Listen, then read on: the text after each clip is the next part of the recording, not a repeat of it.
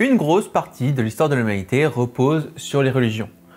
Et une en particulier pour nous les occidentaux, le christianisme. Vous vous demandez sûrement pourquoi je me mets à parler de religion sur une chaîne qui parle de biologie. Eh bien, laissez-moi vous raconter comment la biologie a influencé les miracles du christianisme.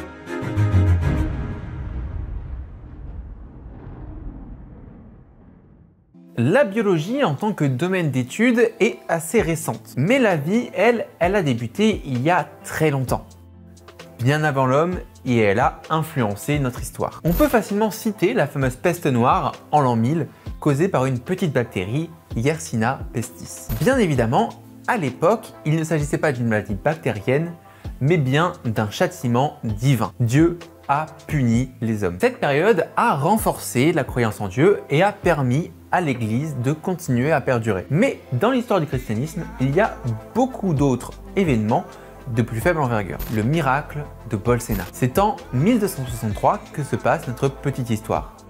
Dans une petite ville italienne, Bolsena. Un prêtre bohémien vient faire une messe dans une église qui se trouve juste au-dessus de catacombes où repose Sainte Christine de Tyr, une martyre qui a été exécutée 1000 ans plus tôt. Ce prêtre a une particularité, c'est qu'il doute de la transsubstantiation. C'est-à-dire que pendant la messe, le pain et le vin se transforment réellement en chair et sang du Christ. Au moment de la consécration, l'hostie se mit à saigner dans les mains du prêtre, tachant même le corporal, le tissu qui permet de porter les hosties. Le prêtre mit immédiatement fin à la messe et contacta le pape Urbain qui constata le miracle. Une fête fut même instaurée par ordre du pape, la fête du Corpus Domini. Le corporal est encore aujourd'hui conservé dans la cathédrale d'Orvieto en Italie, où il est célébré comme une relique. Le peintre Raphaël fut même une représentation de cette fameuse messe dans une fresque au Vatican. On peut facilement se dire que c'est une très belle histoire,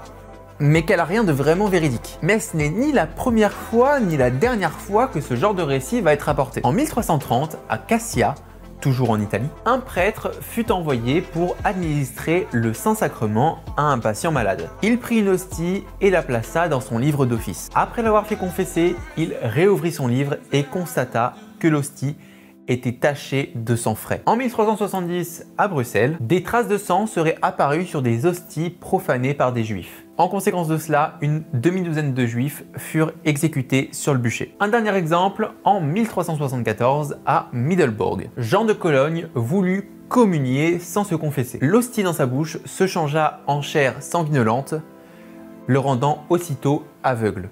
Dans toute l'histoire, ce n'est pas moins de 35 rapports historiques rendant compte de présence de sang sur du pain eucharistique. Et bien évidemment, ils n'ont pas rêvé. J'imagine que vous vous attendiez à autre chose. Effectivement, le pain est devenu rouge.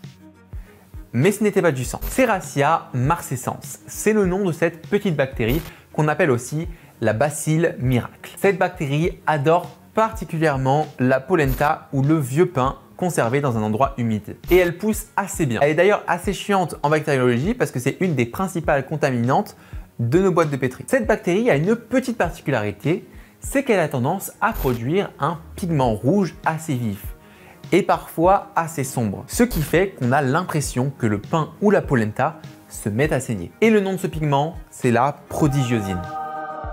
De nos jours, on retrouve Serratia marcescens surtout dans les hôpitaux, car c'est une bactérie qui provoque des maladies opportunistes comme les kératites, une inflammation de la cornée qui peut entraîner une baisse de vision, ce qui pourrait expliquer le dernier cas que je vous ai cité, même si il y a eu exagération au niveau du temps. En tout cas, j'espère que cette vidéo vous aura plu. On se retrouve très vite. En attendant, n'hésitez pas à aller checker cette vidéo pour en apprendre toujours plus. Et moi, je vous dis à la prochaine.